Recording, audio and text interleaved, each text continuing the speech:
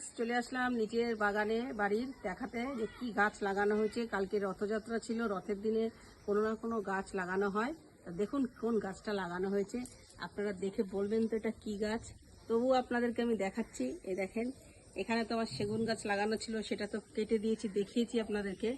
ফলটা দেখে বলুন আপনারা। দেখুন, এই দেখেন ফলটা দেখে কমেন্ট করবেন তো এটা কোন লেবু হচ্ছে। অবশ্যই ভালো লাগলে ভিডিওটা শেয়ার করবেন। আর দেখেন বাড়িতে কাঁঠাল কেউ খাচ্ছে না, বুঝতে পেরেছেন তো, ধপ ধপ করে পড়ছে, পড়ে একদম নষ্ট।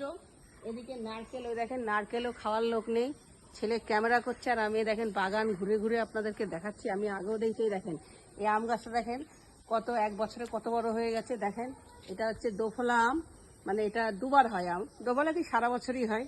দেখেন সব এসছে ছোট ছোট মুকুল। আর বাকি দেখেন, এই দেখেন আমও ধরে গেছে, এই দেখেন ছোট ছোট আম ধরেছে। আর ফুল বাড়িতে কি বলবো, এত ফুলের গাছ একটাও থাকবে না। এই দেখেন সবেদা গাছ দেখেন কত বড় হয়ে গেছে বন্ধুরা। দেখেন এবার অনেক সবেদা আসবে, প্রচুর ফুল এসছে। দেখেন গাছটাও কত বড় হয়েছে।